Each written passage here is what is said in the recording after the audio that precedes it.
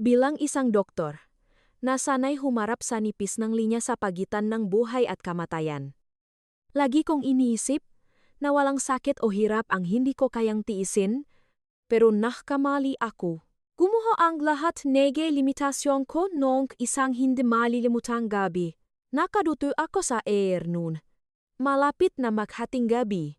Kasalukuyan akong nakikipaglaban para i-revive ang isang pasyente nang biglang may dumating na dalawang biktima ng isang malagim na car accident. Laking gulat ko. Ang mga pasyente ay ang sarili kong asawa. At ang hipak ko na tinuring kong parang tunay na kapatid nang makita ko sila. Hindi ako umiyak. Hindi ako sumigaw. Napakawala lang ako ng isang malamig na ngiti na tumagos hanggang buto. At sa mga sumunod na oras, ginawa ko ang isang bagay na hanggang ngayon. Hindi pa rin makapaniwala. Ang pamilya ng asawa ko, nagsimula ang lahat nung gabing iyon. Gaya na mega typical na night shift sa ER. Amoy betadine. Dugo. At kaba ang buong paligid. Ang ritmong tunog ng heart monitor. Ang mabibigat na yabagan ng mga sapatos. At ang daing ng mga pasyente ay nagalo-halo na parang isang magulong kanta ng buhay at kamatayan. Kokotapos ko lang tohin ang isang malaking sugat, nagubad na akong gloves na punong dugo. At balak ko sanang lumabas saglit para lumanghap ngayong sariwang hangin. Pero bago pa man ako makalabas sa pinto, umalingaw-ngaw ang wangwang ng ambulansya. Dakelis. May malalang car accident po tayo, dalawang biktima. Isang lalaki at isang babae. Parating nasigaw ng isang nurse na halatang nakmamadali, nawala ang pagod ko sa isang iglap. Sinwat ko ulit ang white coat ko. Naksuot ng bagong gloves. At tumakbo papuntang entrance ng ER. Ito ang battlefield namin. Bawal ang mapagod. Dalawang stretcher ang halos sabay na ipinasok. Sa unang stretcher, may isang babae. Ang mahaba niyang buhok ay matigas na dahil sa natuyong dugo. Ang suot niyang mamahaling red silk dress ay punit-punit. Kitang-kita ang mga malalalim na sugat sa braso at binti. Wala siyang malay at mahina ang pahinga. Pero ang nagpatigil sa mundo ko ay hindi ang lagay niya, kundi ang matapang at pamilyar na pabango na naamoy ko sa kanya. Chanel no. Woo! Ito yung exact na limited edition perfume na binili ko pa a month ago bilang birthday gift sa hipag kong si Belle. Parang nalaglak ang puso ko. Lumapit ako at hinawi ko ang duguang buhok sa mukha niya. Diyos ko! Si Belle na. Nanigas ako sa kinatatayuan ko. Pero sakto namang itinabi sa kanya ang pangalawang stretcher. Mas malala ang lagay ng lalaki. Binalot ng puting bandage ang ulo niya na ngayon ay basang-basa ng dugo. Punit ang suot niyang branded na polo. At may malaking pasa siya sa dibdib. Namumutlas siya. Pero kilalang-kilala ko ang mukhang iyon, matangos na ilong. Manipis na labi. Makapal na kilay. Paano ko hindi makikilala si Harvey Cruz, ang asawa ko, ang lalaking nakasama ko sa nakalipas na 5 taon, ang paalam niya sa akin kaninang umaga. May importante ro siyang client meeting sa out of town at baka madaling araw na siya makawi. Tapos ngayon, nandito siya. Kasama ang sarili niyang kapatid. Dugwan. Dahil sa isang aksidente sa kalagitnaan ng gabi. Bakit sila makasama? Ang pabango ni Belle. Ang matapang na amoy ng ala kay Harvey. Ang gusot-gusot nilang damit. Biglang nakonek-konekta ang lahat sa utak ko. Isang napakasakit na katotohanan na halos makpawala ng hininga ko. Kaya pala, ang importanteng kliyente niya ay ang paborito niyang kapatid. Ang out-of-town meeting niya ay isang masarap na getaway sa kung saan man nawala akong kaide-ideya. Parang sinusunog ang dibdib ko sa sakit at galit ng pagtataksil. Gusto kong sumiga. Gusto ko siyang yugyugin para magising at piliting magpaliwanag, pero hindi. Ako si Dra. Elis Makarih. At nasa air ako, tiningnan ko ang walang malay na mukha ni Belle. Tapos tiningnan ko si Harvey na dumadaing sa sakit, at hindi ko na malayang gumuhit ang isang malamig na ngiti sa malabi ko. Hindi yun ngiting tuwa, kundi ngiti nga isang taong nabulag ng napakatagal na panahon. Ngayon ay nakakakita na. Sa loob ng 5 taon. Namuhay akong parang anino sa sarili kong bahay. Bilang isang doktor na nagliligtas ng buhay araw at gabi. Halos, wala na akong nakukuhang atensyon mula sa sarili kong asawa. Lagi siyang busy. Lagi siyang may excuse. At ang paborito niyang excuse ay si Belle. Bata pa, si Belle. Elis. Maaga siyang naulila sa tunay niyang magamagulang at inampon lang siya ni na mommy. Masyado siyang sensitive. Kung hindi ko siya aalagaan, sino gagawa? Ilang beses niya itong sinabi sa akin. At naniwala naman ako. Naniwala ako sa inosenteng mukha ng hipak kong parang laging maiyak. Naniwala ako sa kabaitan ng asawa ko. Sinasakripisyo ko ang oras ko. Kinatsansel ko ang magalakat ko. At pumayak akong kumain mag-isa sa bahay para lang may time siya na alagaan ang kawawa niyang kapatid. Yun pala. Ang pag-alaga na yun ay ginagawa sa kamangang isang luxury hotel. Na binabayaran gamit ang perang pinahirapan ko. Doc. Nagpapakita ang signs, ang internal bleeding ang female patient bumabagsak po ang BP niya. Bumalik ako sa visyo dahil sa sigaw ni nurse. Nakatitig sa akin ang lahat ng staff sa ER. Nakatitig. Hinihintay ang utos ko. Huminga ako ng malalim. Pinuno ko nga malamig na hangin ng ospital ang manggabaga ko para apulahin ang nakbabagang galit sa dibdib ko. Tiningnan ko ang 2 taong ito. 2 taong nagtaksil sa akin. Na ngayon ay nakaratay at nagaagaw buhay. Humarap ako sa team ko. Ang boses ko ay sobrang linaw. Malamig at profesional. I prepare ang number 2. Unahin natin ang female patient. Mas kritikal ang lagay niya. Yung male patient. Bigyan niyo ng oxygen at IV fluids. Tapos daling niyo agad sa CT scan. Ako na ang bahala sa kanya mamaya. Pagkasabi ko noon. Tumalikod ako at nagsimulang itulak ang stretcher ni Belle papuntang OR. Naiwan si Harvey sa ilalim ng nagtatakang tingin ng manurses.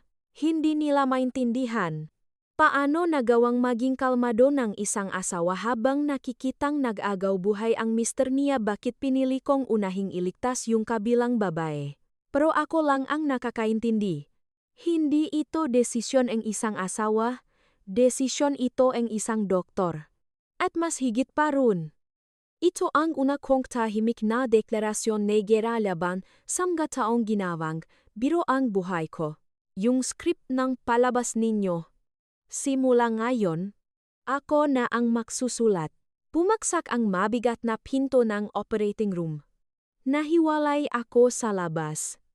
At sa imahe ang asawa kong nakahiga sa stretcher. Pero sa maoras na iyon, wala na akong maramdamang kahit katiting na pakaalala para sa kanya. Sa halip, parang sirang plaka na nagriwin ang utak ko. Pabalik sa eksena 5 taon na ang nakakalipas. Bumalik ako sa araw na unang beses akong tumuntong sa bahay nila. Ang maliwanag na ilaw NOR ay napalitan ng mainit na sikat ng araw sa isip ko. Yung araw na pinakilala ako ni Harvey sa pamilya niya. Tandang-tanda ko pa yung kaba ko. Suot ko yung favorite kong light blue na floral dress. Mahigpit ang hawak sa isang basket ng mamahaling prutas. Paulit-ulit kong sinasabi sa sarili ko na dapat maging mabait at disente ako para magustuhan ako ng magiging biyenan ko. Ang Harvey nun ay ang ideal gay na pinangarap ko. Matangkat. Gwapo. Magaling magsalita. At laging nakatingin sa akin ng may pagmamahal. Sabi niya. Istrikto raw at edukado ang pamilya niya. Mababait daw ang parents niya. At may nakababata siyang inakong kapatid si Belle. Si Belle daw ang prinsesa ngang pamilya dahil naulila ito noong bata pa. Pinaalalahanan niya ako na dapat kong tratuhin ng mabuti si Belle. Naniwala ako sa lahat ng sinabi niya. Hindi naman kalakihan ang bahay nila. Isang simpleng bungalow sa isang tahimik na subdivision. Sinalubong ako nga nanay niya. Si Mommy Carmen. Na may pilit na ngiti. Hindi siya masyadong warm. Pero hindi rin naman bastos. Nagtanong-tanong siya tungkol sa trabaho at pamilya ko. Sabi pa niya, maganda raw ang pagiging doktor dahil nakakasalbang ang buhay. Pero ewan ko ba? May naramdaman akong distansya sa boses niya. Tapos, lumabas si Belle. Mula sa kwarto niya.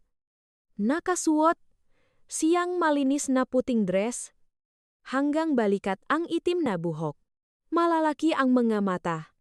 Bilugan. Inosente. At may ngiting kayang makpatunaw ng kahit sinong bato. Tumakbo siya palapit kay Harvey at yumakap. Kuya. Nandito ka na na-miss kita. Tapos humarap siya sa akin. Kumurap-kurap at nagsabi. So, ikaw pala si Ate Elise? Ang ganda mo naman. Paniwalang-paniwala ako sa malaanghel niyang mukha nun. Naawa ako sa kanya. Isang ulilang bata na nangangailangan ng kalinga, nangako ako sa sarili ko na kapag naging hipak ko na siya, ituturing ko siyang parang tunay na kapatid. Pupunan ko ang pagmamahal na nawala sa kanya. Ang tanga ko lang. Ang inosente ng Elise, 5 years ago. Hindi ko napansin na sa likod ng malilinaw na matang iyon, may nakatagong kalkulasyon at inggit. Hindi nagtagal. Ikinasal kami. Halos ubusin ko ang ipon ko sa pagtatrabaho para lang mabigyan kami ng magandang kasal ni Harvey. Gusto kong maging proud ang pamilya niya sa harap ng mga kamag-anak at kaibigan nila noong araw ng kasal. Nakaputiring bridesmaid dress si Belle. Umiyak siya ng umiyak habang sinusuot sa akin ni Harvey ang singsing. Sabi ng lahat, tears of joy daw yun kasi masaya. Siyang nahanap ng kuya niya ang forever nito. Pero ako lang ang nakapansin sa isang kakaibang tingin sa mga mata niya. Isang tingin na huli ko na naintindihan tingin pala yun ng panghihinayang at galit. Pero dahil sa saya ko bilang bride, mabilis kong nakalimutan ang kaba na yun. Sa mga unang araw ko bilang manugang, ginawa ko ang lahat para makibagay. Kahit gaano kapagod sa ospital, kahit galing pa akong 2-4-hour duty, gigising ako ng 5 AM para pumunta sa palengke at ipahanda sila ng breakfast. Kahit pagod na pagod, akong umuwi sa gabi. Tatakbo pa rin ako sa kusina para lutuin ang favorite food ni Harvey at ng pamilya niya. Binilhan ko ang biyenan kong babae ng mamamahaling vitamins. At binilhan ko naman ang set ang cigars ang biyenan kong lalaki. Kay Belle. Ibinigay ko ang lahat. Magabagong damit. Mamahaling makeup. Wala akong tinipid sa kanya. Ginawa ko ang lahat ng walang reklamo. Gusto ko lang matanggap. Gusto kong maramdaman ang init ng isang buong pamilya. Pero anong nakuha ko kapalit panlalami? Kahit kailan. Hindi ako pinuring biyenan kong babae. Kahit gaano kasarap ang luto ko. Kakain lang siya ng tahimik. Tapos biglang hihirit ng medyo maalat, o kaya matabang ang sabaw ngayon. Ni minsan hindi niya. Ako tinanong kung pagod ba ako o nahihirapan sa trabaho. Sa paningin niya, ang isang doktor na tulad ko ay isa lang walang sweldong katulong sa bahay nila. At si Harvey nasaan ang asawa ko sa mga oras na yun nandun lang siya. Nakaupo sa tabi ko sa bawat kainan. Pero walang lumalabas na salita sa bibig niya para ipagtanggol ako. Kapag pinaparinggan ako ng nanay niya, yuyuko lang siya at magpapatuloy sa pagkain? Kapag pagod na pagod ako galing duty, ni isang salitang pag-alaga. Wala. Isa lang ang lagi niyang sinasabi, habaan mo na lang pasensya mo. Elise, ganyan lang talaga si mommy. Pero mahal ka niyan. Parang yung sinasabi niyang pagmamahal ng nanay niya ay nakareserba lang lahat para kay Belle. Si Belle, na walang ginagawa sa bahay, kundi matulog. Gigisingan 9 o 10 gram umaga, pagkatapos kumain. Babalik sa kwarto. Magkukulong buong araw para mag-cellphone. O kaya lalabas kasama ang mga kaibigan. Lagi siyang pinagtatanggol ng biyenan ko. Hayaan mo na yan. Bata pa yan. Anong alam niyan sa gawaing bahay? Sa kasakitin yan? Hindi pwede sa mabibigat na gawain. Sakitin daw. Samantalang ako nakakatapos lang mag-oprang 8 oras. Parang kalabaw na inaasahang maging matibay. Pansin na pansin ang paboritismo. Isang beses. Nakatrangkaso ako at mataas ang laknat ko. Hindi ako makabangon. Nakiusap ako kay Harvey na ipagluto akong mainit na sabaw. Oh, Daph. At bumaba siya papuntang kusina. Lumipas ang kalahating oras. Walang Harvey. Walang sabaw. Pero si Belle ang umakyat papunta sa kwarto. May dalang isang bowl ng umusok na chicken soup. Nilapak niya sa side table at sinabi sa malambing na boses. Ate Elise, higupin mo na habang mainit pa. Parang hindi yata alam ni Kuya gagawin sa kusina. Kaya ako na nagluto. Muntik na akong mayak sa tuwa nun. Akala ko, sa wakas, may isang tao rin sa bahay na nag-aalala sa akin. Pero noong gabing iyon, pagdaan ko sa kwarto ng biyenan ko, narinig kong nakusap sila ni Belle. Ma, nakita mo ba sabi ko sa iyo hayaan mong makasakit ng malala yung babaeng yan para magtanda. Babaeng puro trabaho lang ang alam. Hindi man lang may pagluto ng maayos ang asawa. Kawawa naman si Kuya. Yung boses ni Belle. Hindi na inosente. Puno ng pang-uyam. At ang sagot ng biyenan ko tuwang-tuwa pa. The best talaga ang baby ko. Hayaan mo. Bukas bibilhan kita ng bagong bag. Nanigas ako sa labas pinto. Yung bowl ng sabaw na nakapagpangiti sa akin kaninang umaga, biglang naging lason na bumara sa lalamunan ko. Kaya pala. Acting lang ang lahat. Sila. Ang biyenan at hipak ko. Ay nakakasapwat para palabasin akong walang kwenta. Sa paningin nga, asawa ko, gusto ko sanang pumasok at komprontahin sila. Pero hindi ko ginawa. Alam ko kasing kapag ginawa ko yun, hindi maniniwala si Harvey. Isipin lang niya na nainggit ako sa kapatid niya at ang babaw ko. Kaya pinili kong manahimik. Nilunok ko ang mga luha ko. Kinomfort ko na lang ang sarili ko. Sabi ko, hanggat mahal ako ni Harvey, magiging okay din ang lahat. Hindi ko alam na yung pananahimik ko noong araw na yun ay ang pakonsinta ko sa kasamaan nila. At unti-unti itong lumaki. Hanggang sa gabing ito, kung saan sumabog ang lahat at nawasak ang buhay ko. Scalpel.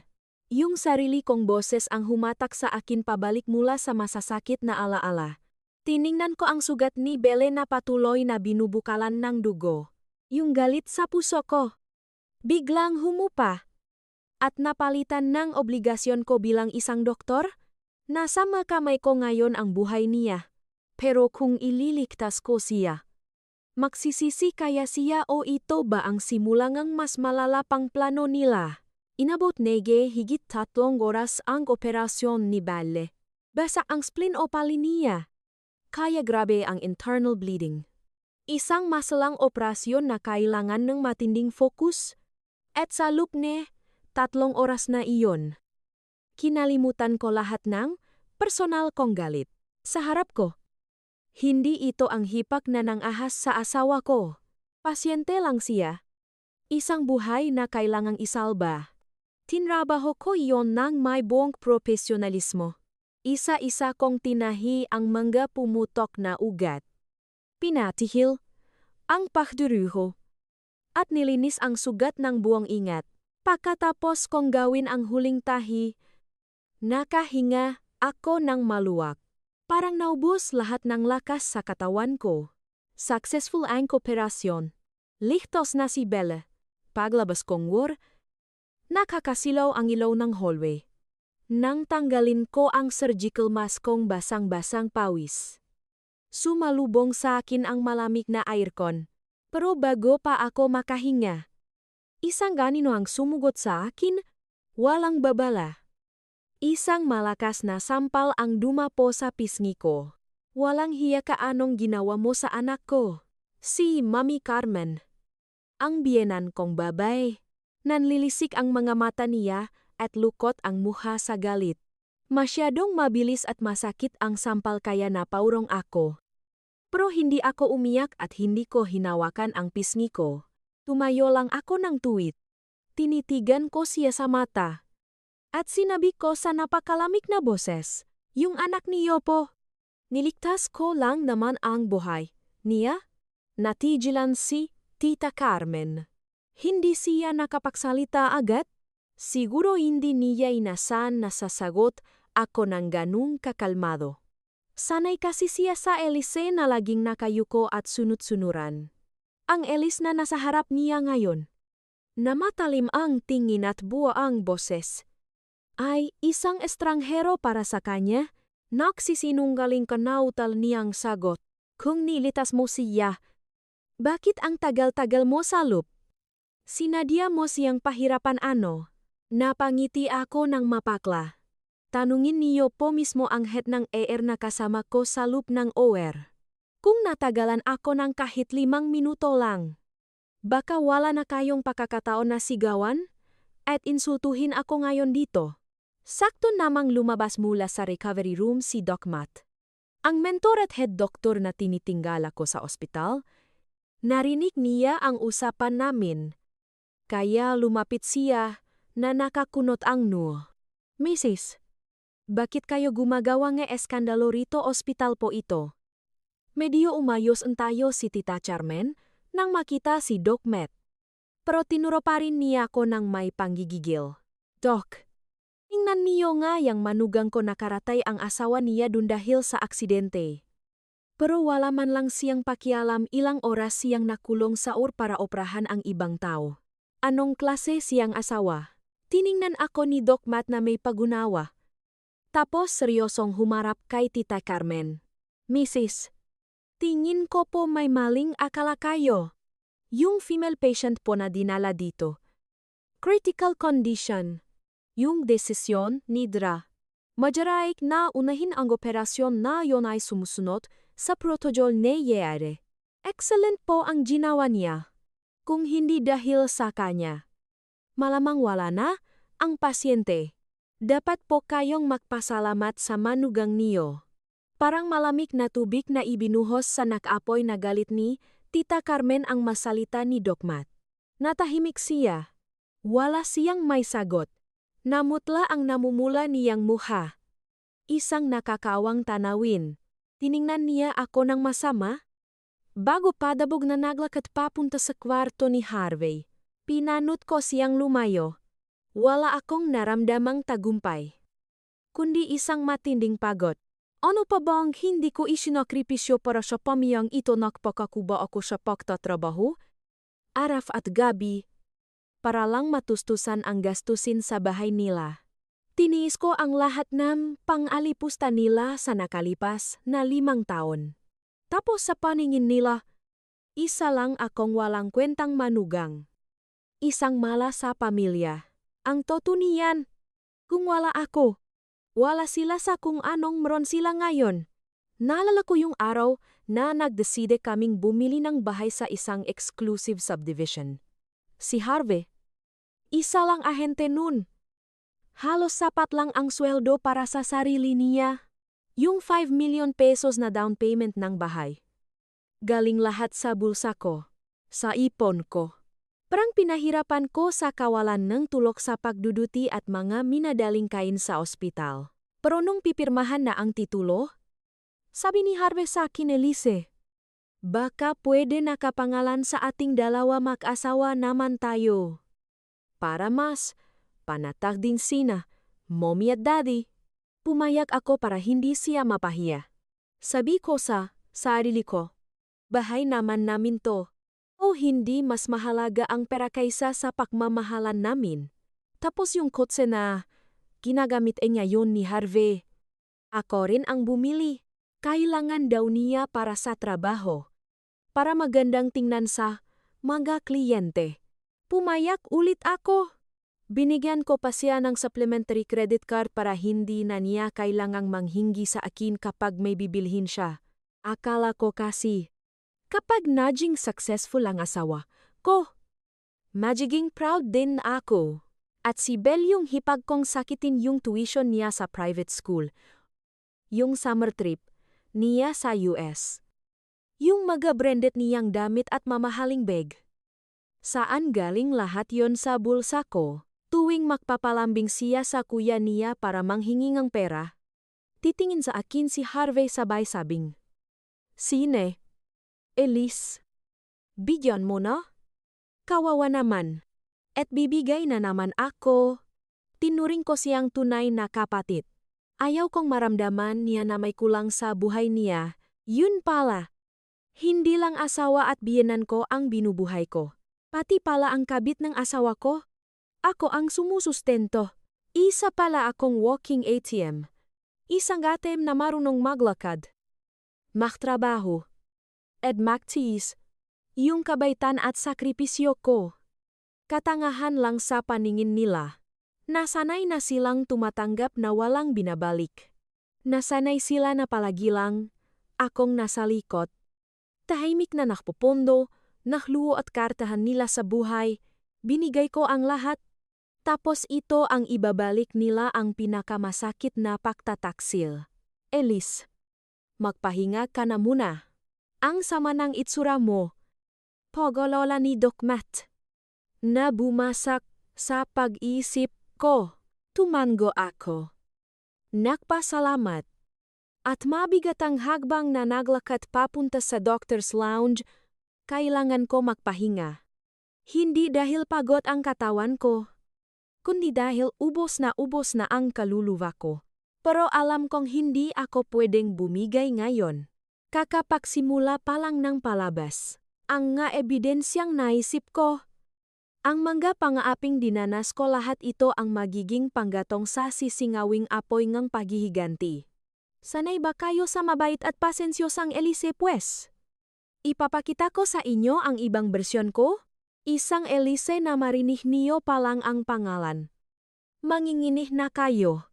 Hindi ako dumiretso sa doctor's lounge.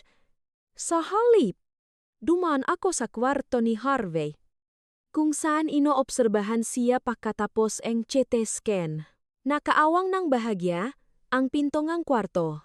Mula sa loob, naririnig ko ang mahinang pakiyak ng biyenan kong babae at ang malalim na boses ni Daddy Ricardo.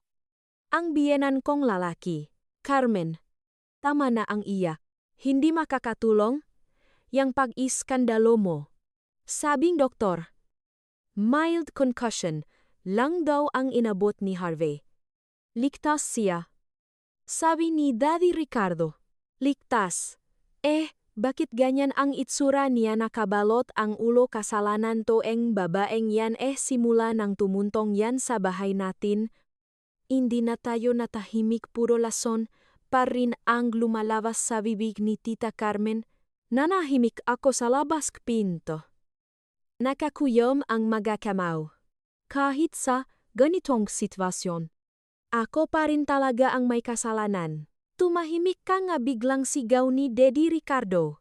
Paano kung may makarinig sayong doktor, akala mo ba hindi ko alam yang kay Harvey at Belle kinunsinti mo sila tapos ngayon na pumutok to? Ibibintang mo kay Elise, nahihibang ka na ba? Napako ako sa kinatatayuan ko. Alam ng biyenan kong lalaki.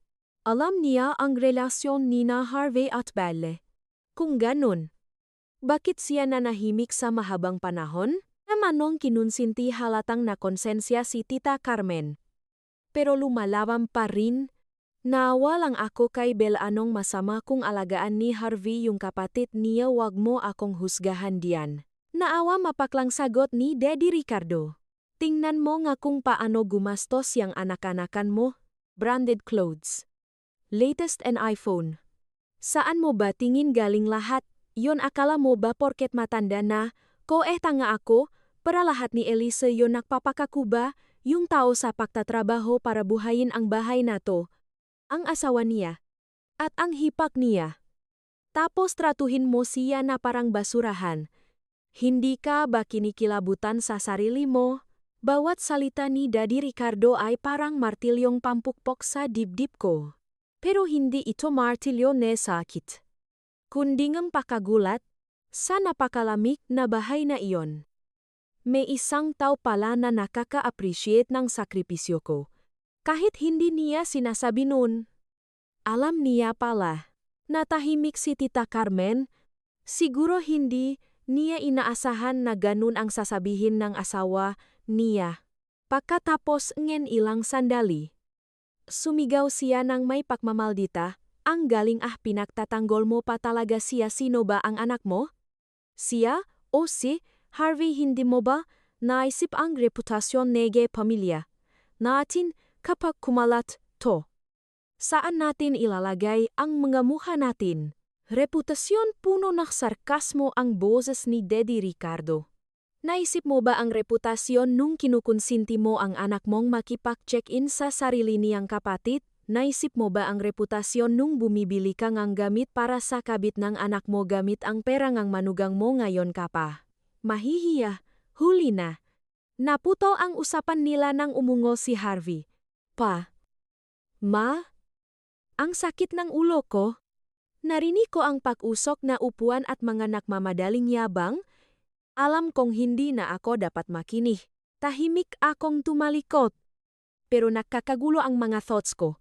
Ang biyenan kong lalaki. Nabuong akala ko ay tahimik lang at kampi sa asawa niya. Ay siya papalang kaysa isang nakakendindi sa akin. Pero bakit niya piniling manahimik? May mas malalim pa bang dahilan? Dumiretso ako sa opisina ni Doc Matt. Kailangan kong malaman ang buong lagay ni Harvey. Pinag-aralan ni Doc Matt ang CT scan results nang pumasok ako. Tinuro niya ang upuan. Upo ka? Elise, tatawagin pa lang sana kita.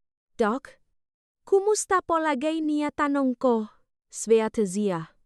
Sabi ni Doc Matt na may bahid ng inis sa boses. Mild concussion. May maliit na hematoma. Konting observation lang. Makakauwi na. Kaya malakas ang impact kasi hindi nakasuot ng seatbelt tapos sobrang taas pa ng alcohol content sa dugo. Walang seatbelt. Lasing. Bawat detalye ay nako-confirm sa naisip ko. Galing sila sa isang masayang gabi. Nakpakalasing. Naging padalos-dalos. At ngayon nakbabayat sila ang sisingilin. Yung kasama niya. Dok, tanong ko. Pinipilit medjing kalmado. Mas malalalagay nung babae? Sagot ni Doc Matt. Bukod sa ruptured spleen na inoperahan mo, may 2 fractured ribs at pulmonary contusion. Kailangang ma-confine ng at least 2 weeks. Good job kanina. You acted fast. Kung hindi, baka wala na siya. Tiningnan ako ni Doc Matt nang may pag-alala. Elise, alam kong ang bigat nito para sayo. Magpakatatak ka. Kung kailangan mong tulong, nandito lang ako. Salamat. Doc? Ngumiti ako ng tipit. Okay lang po ako. Doc. Bilang asawa at attending physician kanina, pwede ko po bang makuha at i-check yung belongings nila? Baka may kailangan akong IDs for admission. Nagalangan saglit si Doc Matt. Tapos tumango. Si Technically bawal sa rules yan nang walang proper turnover. Pero in this case, valid naman. Punta ka sa admin. Sabihin mo pinayagan kita. Alam kong binabali ko ang rules. Pero kailangan kong gawin. Kailangan kong malaman kung saan sila galing. Anong ginawa nila. Kailangan kong matibay na ebidensya para tapusin ang palabas na ito. Pumunta ako sa admin. Nagtataka at naawang tumingin sa akin ang nurse sa counter. Inabot niya sa akin ang 2 sealed plastic bags. Isa kay Harvey. Isa kay Belle. Kinuha ko iyon. Parang ang bigat-bigat. Hindi ko binuksan agad. Dinala ko sa doctor's lounge kung saan walang tao. At nilok ko ang pinto. Umupo ako. Huminga ng malalim. Saka ko dahan-dahang binuksan ang bag ni Harvey. Sa loob. Naroon yung crocodile leather wallet na binigay ko sa kanya for our 3rd anniversary. Ang latest na iPhone na basag na ang screen. At isang susi, pinuksan ko yung wallet. Bukod sa IDs niya at mga cards, may isang bagay na nakpayelo sa puso ko. Hindi iyon picture ko. Hindi rin picture ng pamilya. Isang maliit na litrato ni Belle. Nasa beach. Nakasuot ng sexy bikini at ang tamis ngiti. Medyo luma at mayupi na ang edges ng picture. Gaano katagal na kaya niya itong tinatago sa wallet niya gusto kong masuka sa pandidiri. Pero pinihilang ko. Nilapa ko ang picture. At binuksan ko ang bag ni Belle. Pasay na phone din. Mamahaling Belle. At ilang alahas. Nang itaktak ko ang bag, may mga nahulog sa lamesa na nakpatayo sa mga balahibo ko. Keycard ng kwarto mula sa The Farm at San Benito, isang napakamahal na luxury resort sa labas ng Metro Manila. Isang bukas na box ng Plan B morning after pill. At isang resibo. Kinuha ko yung resibo. Parang sumasayaw ang mga numero sa paningin ko. Bilito para sa 2 days and 1 night stay sa presidential suite. May add-ons na wine. Romantic candlelit dinner. At kuples pa. Ang total PHP 180. Ling. Otong nagbayot si Harvey Cruz. Sobrang linaw na ngayon. Latak na. Hindi lang pala sila patagong nakikita. Naho-honeymoon sila gamit ang pera ko habang nagpapakamatay ako sa pagduduti at nag-aalala sa gastusin sa bahay. Namumuhay sila na parang tunay na mag-asawa. Nakatiti lang ako sa mga ebidensya ng kataksilan. Hindi ako umiyak. Hindi ako sumiga. Isang nakakatakot na blangkong pakiramdam ang bumalot sa akin. Pero sa blangkong yon, may isang plano na unti-unting nabubuo sa isip ko. Nakaupo pa rin ako sa loob ng doctor's lounge. Ang malamig na ilawang kwarto ay nakatutok sa mga ebidensyang nakakalat sa lamesa, yung resibo and resort. Box ng pills. At yung litrato ni Belle mula sa wallet ni Harvey. Ang bawat gamit na yon, parang sumisigaw at pinagtatawanan ang katangahan ko sa nakalipas na 5 taon. Akala ko noon, ang pinakamasakit ay makita silang makasama. Hindi pala. Ang pinakamasakit ay ang malaman na planado ang lahat, ginawa ng patago, at pinondohan ng sarili kong pera. Wala na akong maramdamang sakit.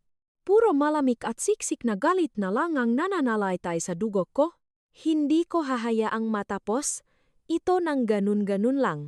Sobra-sobra ang ginawa nila sa akin. Kailangan nilang magbayad ng may patong. Iningatan kong pinunasan ang manggaluha ko. Kinuha ko ang cellphone ko. At kinuhanan kong malinaw na picture ang resibo. Ang pills. At ang litrato ni Belle. Alam kong ito ang mga pinakamatatalim kong armas sa giyera na parating. Hindi ako gagawa ng eskandalo ngayon. Hindi ko ipapakita ang galit ko. Magpapanggap pa rin akong mabait na asawa at mapagmahal na hipak. Hahayaan ko silang mag-relax. Ibaba ang manggabantay nila. At kapag hindi nila inaasahan, saka ko sila tatapusin. Bura agad sa gallery ang mga pictures. at ni-save ko sa isang hidden folder na may password. Binalik ko ang manggagamit sa plastic at izinauli sa admin. Sabi ko, wala akong nakitang ide. Kailangan kong linisin ang lahat ng bakas. Walang pwedeng. Makaalam na alam ko na ang totoo. Bumalik ako sa kwarto ni Harvey. Nandun pa rin si Tita Carmen. Masama pa rin ang tingin. Si Daddy Ricardo. Nagbabasa lang ng diaryo ng tahimik. Pagkapasok ko, inirapan ako ni Tita Carmen at umiwas ng tingin. Hindi rin ako umimik. Tahimik akong lumapit sa higaan at tiningnan ang dextrose ni Harvey. Tulog pa rin siya. Normal ang pahinga. Nung tiningnan ko ang mukha na dating nagpapakilig sa akin. Ngayon, nandidiri na lang ako. Pinilit kong magmukhang nag-aalala at tinanong ko ang biyenan ko, Daddy, sabi po bang doktor kailan siya magigising? Tinakpan ni Daddy Richardo ang diaryo at tumingin sa akin. May bahit nung pahinging tawat sa mata niya. Sabing doktor. Baka raw mamayang hapon. Wala ka pang tulog. Elise, bakit hindi ka muna umuwi at magpahinga? Kami na bahala rito. Hindi po. Daddy, iling ko. Nilambingan ko ang boses ko? Paano po ako makakapahpahinga ng maayos kung ganito ang asawa ko dito na po ako? Baka may tulong ako. Kailangan kong manatili para gawin ang script ko. Para makita nilang loyal at martir ako. At higit sa lahat, para maka-obserba. Gusto kong makita kung paano nila ako tratuhin pagkatapos nito ng hapong iyon. Nagising si Harvey at ang una niyang ginawa. Hindi ang hanapin ako, lumingalinga siya sa paligid para mahanap ng iba. Si Belle? Nasaan si Belle? Okay lang ba siya paus at tarantang tanong niya? Parang may kamay na pilit na dumudurok sa puso ko. Pero kalmado pa rin ako. Okay lang si Belle? Sagot ko. Kakatapos ko lang siyang operahan. Nasa recovery room siya ngayon. For observation. Nakahinga ng maluwag si Harvey. Salamat. Salamat talaga. Elise. Sabi niya. Hinawakan ang kamay ko na may halong pasasalamat, pero alam kong ang pasasalamat na yun ay hindi para sa akin. Kundi para sa kaligtasan nagakabit niya, pasimple kong binawi ang kamay ko. Magpahinga ka. Huwag ka masyado magsalita. Mapapagod ka. Si Tita Carmen, nang makitang gising na ang anak, ay nakmamadaling lumapit. Pero imbes na kamustahin kung nasasaktan pa ba ang anak niya. Iba ang tinanong niya Harvey. Sabihin mo nga kay mommy. Paano kayo na aksidente may, hinawa ba ay itong si Elisa kaya ka nakalit at umalas na bahay kakabi? Nakayuko lang ako habang nakikinig. Pero sa isip-isip ko, natatawa ako. Talaga namang pati sa ganitong sitwasyon. Naghahanap pa siyang butas para isisi sa akin. Halatang nataranta si Harvey. Napatingin siya sa akin. Tapos sa nanay niya, hindi. Ma. Ako. Kasalanan ko. Anong kasalanan mo sigaw ni Tita Carmen? Anak kita. Kilala kita siguradong may ginawang kasalanan yang asawa mo kaya ka naglasing tapos. Ma. Tama na biglang putol ni Harvey. Sa loob 5 taon. Ngayon ko lang siya. Nakitang sumagot sa nanay niya. Tumingin siya sa akin na may halong-halo-halong emosyon, konsensya, at medyo takot. Elise. Sorry. Hindi ako natouch sa sorry niya. Lalo pa akong naging alerto. Bakit siya nagsosorry? Natatakot ba siyang ibuking ko siya o may iba pa siyang tinatago? Hindi ako sumagot. Tumalikot lang ako ng tahimik. Dumiretso ako sa recovery room kung saan naroon si Belle. Kailangan ko siyang silipin. Pagdating ko, kakagising lang din niya, maputla siya, mahina, at wala yung dating maarte at palaban niyang aura. Pagkakita niya sa akin. Nanlaki ang mata niya. Nabigla. At halatang natakot. Ate Elise. Anong ginagawa? Morito mahina? Niyang tanong. Humila ako ngang upuan at naupo sa tabingang kama niya. Nandito ako para tingnan kung patay ka na. Sabi ko sa sobrang gilamig na boses. Pumuti na parang multo, si Bella. Nanigas siya sa higaan. Ate, anong sinasabi mo? Napangiti ako. Sabi ko, tinitingnan ko kung patay ka na? Kung hindi, sayang naman. Kung namatay ka sana, mas madali ang lahat. Nawala yung mukhang inosente ni Belle. At napalitan ng inis, ang kapal nga mukha mong. Oh, makapal talaga. Putol ko sa kanya. At hindi lang mukha, yung buhay mo. Ako ang naulites. Kaya kung gusto ko, kaya ko ring bawin yan. Napakadali. Hindi ba? Inilapit ko ang mukha ko sa tainga niya at bumulong. Huwag mong isiping hindi ko alam ang makababuyang ginagawa niyo ng magaling mong kuya ng patago. The Farm at San Benito. Plan B morning after pills. Gusto mo pa bang ituloy ko? Panginik na nanginginig ang buong katawan ni Belle. Tumingin siya sa akin. Punong-punong takot at panit ang mga mata. Paano? Paano mo? Alam ko lahat. Mas marami pa sa inaakala mo. Umayos akong upo at binalik ko ang blangkong mukha ko bilang doktor. Bibigyan kita nga isang chance. Sabihin mo sa akin ang lahat. O sisiguraduhin ko na ang bawat araw mo sa ospital na, to ay mas masahol pa sa kamatayan? Choose. Tumalikod na ako at lumabas. Iniwan siyang nilalamon ng matinding kaba. Alam kong medyo delikado ang ginawa ko, tinetreten ko ang pasyente ko. Pero wala akong choice. Para protektahan ang sarili ko. Kailangan ko ring maging halimaw minsan. At malakas ang kutob ko. Ang relasyon nina Harvey at Belle ay hindi lang simpleng lokohan. May mas malalim pang sikreto. At tanging si Bella lang ang makakasagot nondo. Tila gumana ang banta ko. Buong gabi. Inatake ng panic attack si Belle. Tumakas ang BP niya at nagka-signs ng infection sa tinahi kong sugat. Kailangan akong tawagin ulit ng nurse ng madaling araw para bumalik ng ospital. Pakpasok ko sa kwarto. Nakabaluktot si Belle sa kama. Nanginginig mula ulo hanggang paa. Dilat na dilat ang mga mata sa takot. Pagkakita niya sa akin. Para siyang nakakita ng aswang at mabilis na naktakip ng kumot hanggang ulo. Sinanyasan ko ang nurse na lumabas muna. Umupo ako sa upuan. At tahimik ko lang siyang pinanood. Wala akong sinabi. Hinayaan ko na ang sarili niyang kaba at katahimikan ang bumasak sa kanya. Pagkalipas ngang ilang minuto, hindi na niya kinaya ang nakakabinging katahimikan. Sumilip siya mula sa kumot. Nagmamakaawa ang mga mata. Ate Elise, parang awa mo na. Sasabihin ko na lahat. Sasabihin ko na lahat. Tahimik pa rin akong naghintay.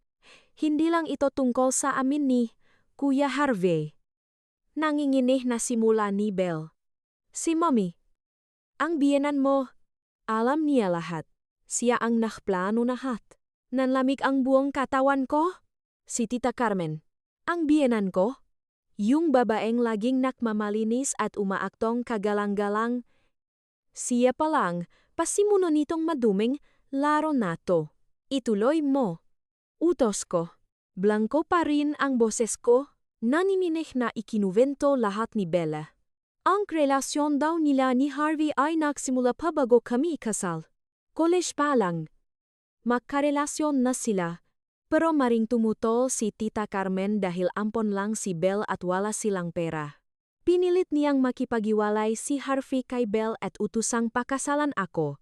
Ako isang babaeng may magandang trabaho. Malaking sweldo.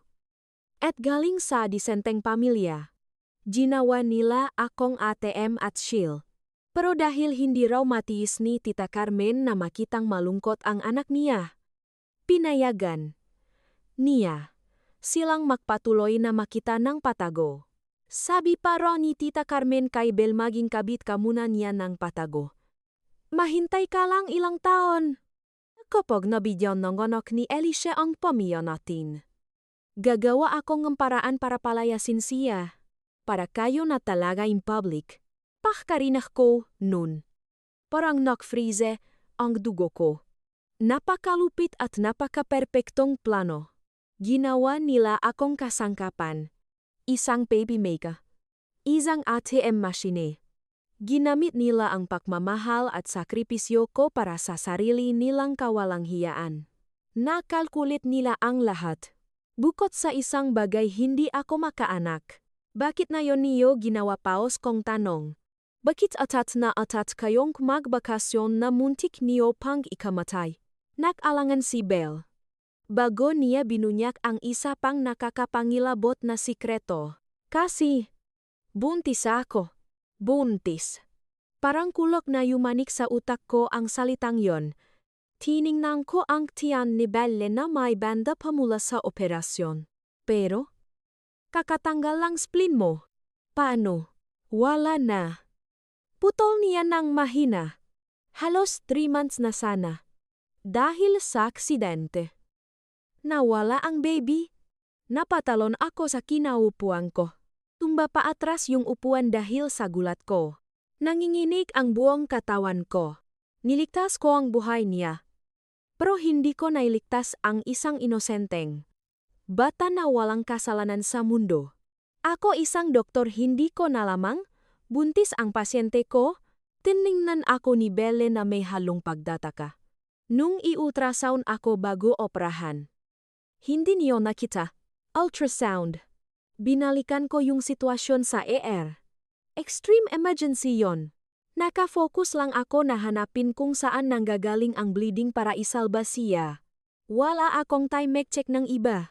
Si Mommy Carmen. Patuloy ni Bel. Alam niyang buntis ako. Kaya niya kami pinilit mag-vacation ni Kuya Harvey. Para daw relax ako at makalayo sa iyo. Sabi niya, kapag nakapanganak daw akong lalaki, ipapaanul na niya kayo ni Harvey.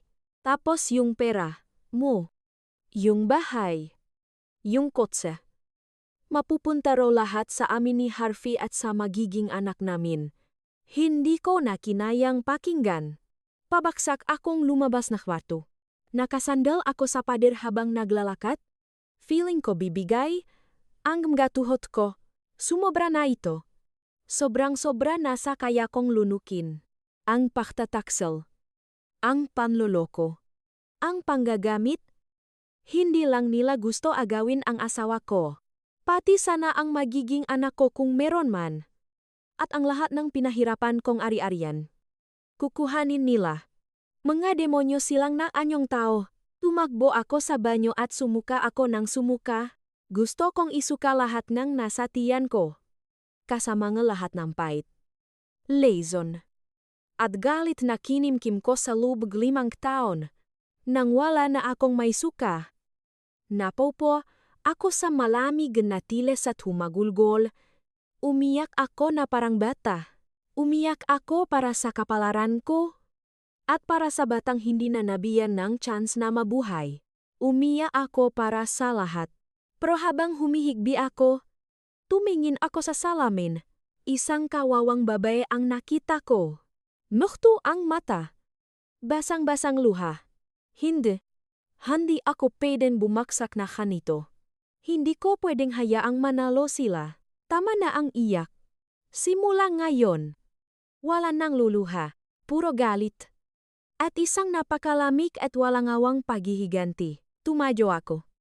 Nagilamos muka. Tiningnan ko ulit ng maigi ang sarili ko sa salamin. Mapula ang mga mata ko. Pero ngayon, mata talim na. Elise Makarih.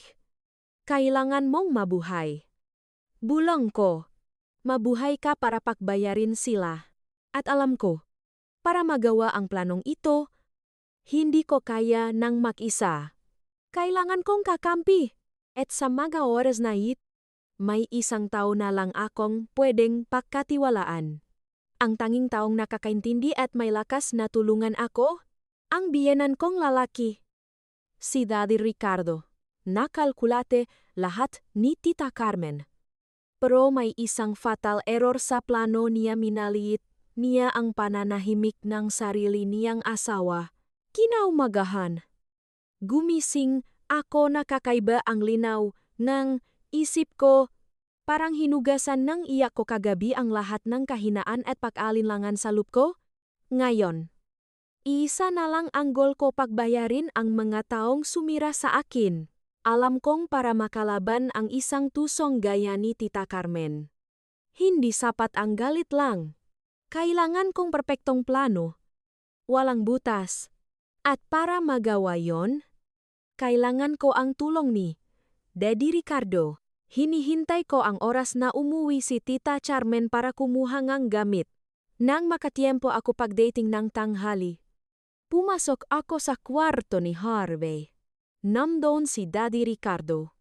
At tahimik na nagbabalat ng mansanas para sa anak niya.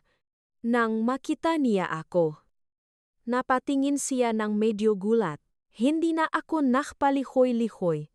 Humila akong upuan at naupo sa harap niya. Daddy, simula ko. Kalmado pero malinaw ang boses ko. Kailangan po nating mag-usap. Binaba ni Daddy Ricardo ang kutsilyo at ang mansanas. Tapos seryosong tumingin sa akin. Siya. Nakikinig ako. Diretso. Kung sinabi ang lahat nigi inamin ni Belle kagabi. Tungkol sa master plan ni Tita Carmen. Kung paano niya kinunsinti ang relasyon ni Harvey at Belle bago pa man kami ikasal. Kung paano nila ako ginawang bangko at incubator, at higit sa lahat, ang batang nawala kay Belle. At ang plano ni Tita Carmen na palayasin ako para ipalit ang anak sa labas ng asawa ko. Habang nagsasalita ako, hindi man lang nanginig ang boses ko. Hindi ako nagmamakaawa para maawas siya. Naklalatak lang ako facts. Tahimik lang na nakinig si Daddy Ricardo. Unti-unting dumilim ang mukha niya. Ang mga kamay niyang nakapatong sa tuhod ay nakakuyom ng napakahigpit. Lumalabas na ang mga ugat. Nang matapos ako, bumuntong hininga siya ng malalim. Walang lumabas na salita. Yung buntong hiningang yon. Parang nandun na ang bigat ng buwang mundo. Pagkatapos ng matagal na katahimikan, tumingin siya sa akin. Puno ngawa at guilt ang mga mata niya. Elise, I'm sorry. Paos niyang sabi. Naging duwak ako. Alam kong hindi mabuting tao ang biyenan mo. Pero para walang gulo, para sa reputasyon ng pamilya, pinili kong manahimik. Hindi ko alam na yung pananahimik ko. Ganito na pala kalala ang ginawa sa'yo. Hindi ko po kayo sinisisi. Daddy? Sagot ko. Isa lang po ang gusto kong itanong. Handa po ba kayong tulungan ako ngayon para ilabas lahat ito? Para mabigyan ng hustisya ang sarili ko? At yung inosenteng batang nawala? Kumislap ang mata ni Daddy Ricardo. May determinasyon na gayon ko lang nakita sa kanya. Anong kailangan kong gawin, tanong niya? Isang bagay lang po? Lumapit ako sa kanya. Magtiwala po kayo sa akin at sundin niyo ang plano ko. Pangako. Hindi ko po kayo bibiguin. Simple lang ang plano ko. Pero sobrang mapangahas. Gagamitin ko ang sariling laro ni Tita Carmen laban sa kanya. Gusto niyang mag-acting, sige. Bibigyan ko siya ng grand production na ako ang direktor. Step 1, inutusan ko si Daddy Ricardo na tawagan si Tita Carmen. Ang script niya, sabihin niyang nalaman na raw ni Harvey na nakunan si Belle at sobrang depressed ngayon ang anak nila. Kailangan umarte si Daddy Ricardo na parang tatay na kinucomfort ang asawa. Sabihin daw na wala na tayong magagawa. Ang importante. Gumaling agad si Belle para mabigyan pa tayo lehitimong gapo. Pinalagyan ko rin ng hirit na parang sawang-sawa na si Harvey sa akin at gusto na talaga ng hiwalayan anumen. Ang galing umarte ni Daddy Ricardo sa phone. Nang marinig yon ni Tita Carmen, nakahinga siya ng maluwag. Akala niya, ayon pa rin sa plano niya ang lahat, na wala akong alam. At kakampi niya si Harvey at ang asawa niya. Natuwa pa nga siya at sinabing bibili siya nga mga pampalakas na pakain para sa future manugang niyang si Belle. Step 2, ako naman ang umarte. Nagpanggap akong asawang lugmok sa lungkot at nagsisisi. Pumasok ako sa kwarto ni Harvey na umiiyok. Humihingi ng tawad dahil hindi ko siya naalagaan. Sabi ko, naging masyado akong focus sa trabaho at napabayaan ko siya. Nangako akong magbabago at magiging better wife na. Si Harvey, nakinakain din ng sariling guilt, ay bumigay sa biglang pagbabago ko. Hindi siya nakaalata. Hinawakan pa niya ang kamay ko at sinabing, hindi mo to kasalanan? Elise, pumunta rin ako sa kwarto ni Belle. May dalang prutas at sabaw. Umupo ako sa tabi niya at naiya kong hinawakan ang kamay niya. Belle, sorry.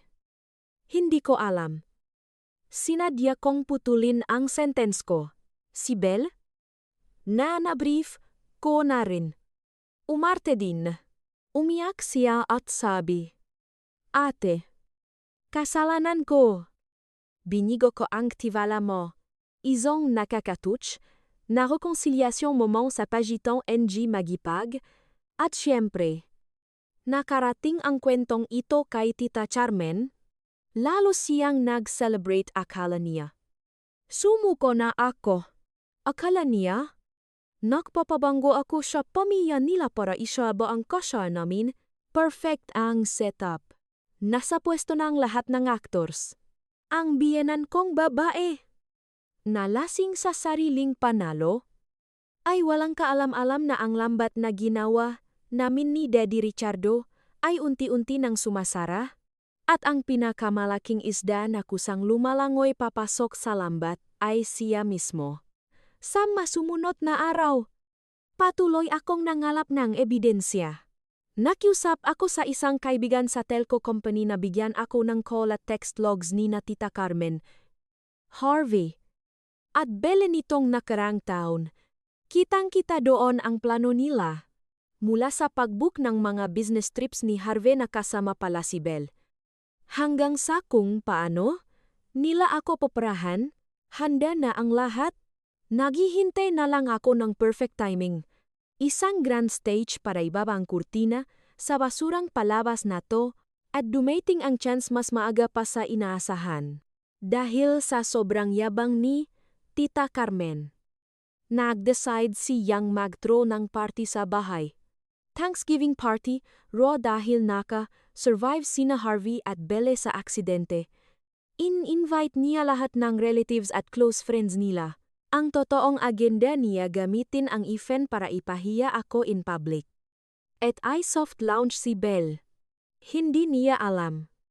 Ang party na matagal niyang pinlano ang mismong stage na hinihintay ko. Dito na sasabok ang lahat ng baho nila. Sabado, gabi ang party. Doon pa mismo sa bahay na binili ko gamit ang 5 million pesos kong down payment.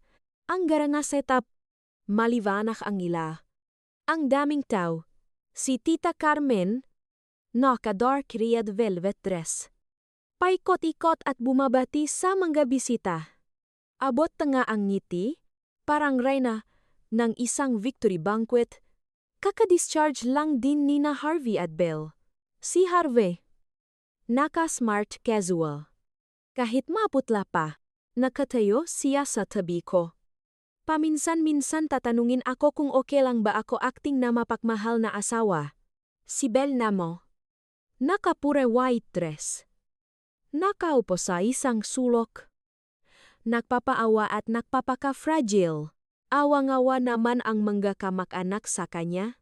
At ako ang bida sa palpak na dramang to nakasimpleng black dress lang ako at light makeup para maitago ang pagod ko. Naksiserva akong drinks. Ginagampanan ang role bilang martir na asawa. Walang may alam na sa likod ng malungkot kong ngiti. May nagbabadayang malaking bagyo. Nang kumakain na ang lahat at nasapik na ang party. Tumayo si Tita Carmen sa unahan. Pinitik niya ang vineglas niya at nagsalita. Tonight, gusto kong magpasalamat sa lahat ng pumunta. Medyo naging rough ang mga nakaraang linggo sa pamilya namin. Naaksidente ang anak kong si Harvey at ang ampon naming si Bella. Pero sa awang Diyos, ligtas sila. Nagpause siya at tumingin sa akin ng mayabang. Gusto ko rin magpasalamat sa manugang ko. Si Elise, kahit may mga isu sila sa pagsasama nila ng anak ko. Naging mabuting misis at hipak siya habang nasa ospital sila. Very supportive. Nakpalakpakan ang mga tao. Tumingin sila sa akin na puro admirasyon. Ang bait ko ra. Ang habang ko pasensya, ngumiti si Tita Carmen. Feeling niya, na-establish niya in public na siya ay isang reasonable na biyenan sa isang happy family. Ginawa niya akong stepping stone para sa reputation niya. Pero hindi niya alam. Patapos na ang palabas niya, bago matapos ang dinner. Tumayo ulit si Tita Carmen. Seryoso na ang mukha niya ngayon. Friends, tonight, bukod sa pag-celebrate sa second life ng mga anak ko, may important announcement ako. Tumahimik ang buong sala. Tinitigan niya ako ng diretso. Yung pagsasama ni na Harvey at Elise, marami ng lamat. Pareho na silang pagod. Kaya feeling ko, it's time to let each other go. Maghihiwalay na sila. Let each other go. Hiwalay. Kahit mahinahon niya itong sinabi. Parang death sentence na narinig ng lahat. Nagumpisang magulungan ang mga bisita. Tinaas niya ang kamay niya para patahimikin sila. Pero disenteng pamilya kami. 5 taon din naging manugang si Elise. Kaya kahit wala siyang naiambak na anak, naktrabaho din naman siya. Kaya pagkatapos ng hiwalayan, the family has decided to give Elise 1 million pesos bilang tulong panimula. At since family property ang bahay nato, may 1 kay Harvey, 1 milyon. At sa kanila daw ang bahay. Ibang klase ang kapangang mukha ng babaeng to. Yung bahay na pinuhunan kong 5 milyong piso. Family property daw nila at yung 5 taong pagpapakaalipin at pagastos ko sa kanila. Ibebenta niya lang 1 milyon. Nakita ko ang nakangising mukha ni Belle at ang tagumpay sa mata ni Harvey. Hinihintay nila akong mag-breakdown. Hinihintay nilang umiyak ako. Magmakaawa o gumawa ng eksena, pero hindi. Dahan-dahan akong tumayo. Naglakad ako papunta sa unahan at humarap sa lahat. Hindi ko tiningnan si Tita Carmen. Tiningnan ko ng diretso si Daddy Ricardo, ang huling taong may konsensya sa pamilyang to. Daddy, titos, titas, asa lahat? Simula ko. Hindi malakas ang boses ko. Pero malinggaw-ngaw sa buong kwarto. Pwede ba akong magsalita? Susubukan sana akong patigilin ni Tita Carmen. Pero itinaas ni Daddy Ricardo ang kamay niya. Magsalita ka. Elise, salamat sa kabaitan ang biyenan ko. Humarap ako kay Tita Carmen. Isang matalim at malamig na ngiti ang binigay ko. Ang kleking pera, nay 1 milyon. Tita, pero feeling ko, hindi ko kailangan yan. Nagpause ako at nilibot ko ang paningin ko sa mga tao. Buo ang boses ko. Kasi baka bukas makalawa. Lahat ng yaman ng asawa ko. At marahil ngang, buong pamilyang ito. Masimot hanggang sa huling sentimo. Nakagulo ang mga tao. Gulat na gulat sila sa sinabi ko. Sumigaw si Tita Carmen. Anong sinasabi mo, na babalikan na ba? Hindi po ako nababalif. Sagot ko. Nakakatakot ang kalmadong boses ko. Sinasabi ko lang ang totoo. Isang katotohanan na dapat malaman ng lahat ng nandito ngayon. Lumingon ako sa pinto at sumanyas. Bumukas ang pinto ng living room at pumasok ang taong hindi nila inaasahan. Si Doc Matt. Naka-doctor's coat pa siya. At sa likod niya, 2 pulis na naka-uniforme. Nanigas ang lahat. Biglang nawala ang parte modern kwarto. Walang nakapagsalita. Hindi nila naintindihan ang nangyayari. Ang pagpasok ni Doc Matt at ng 2 pulis ay nag-transform sa simpleng family party bilang isang husgado. Yung gulat at kuryosidad na bisita ay naging takot at pagkalito. Unang nakarecover si Tita Carmen. Tumayo siya. Ginuro ako. At tumili. Elise, bakit ka nakdala ng pulis dito? Gusto mo ba talagang mambastos ng pamilya? Hindi po ako mambabastos. Kalmado kong sagot. Nakdala lang ako ng mga tao para saksihan ang katotohanan. Humakbang paharap si Doc Matt. Seryoso ang mukha niya. Magandang gabi po sa inyong lahat. Ako po si Dr. Matthew Tuazon. Head ng ER sa City Med. Andito po ako ngayon, hindi bilang doktor, kundi bilang witness. Humarap siya kina Harvey at Belle, na ngayon ay namumutla na at nakadikit sa upuan. Mr. Harvey Cruz. Ms. Belle. Natatandaan niyo ba ako yumuko lang ang 2? Hindi makatingin kay Doc Matt. Silang 2 po ay dinala sa ospital gawa ng car accident. Patuloy ni Doc Matt. Pero lumabas sa blood test ni Mr. Cruz na ang alcohol level niya ay lagbas-lagbas sa legal limit.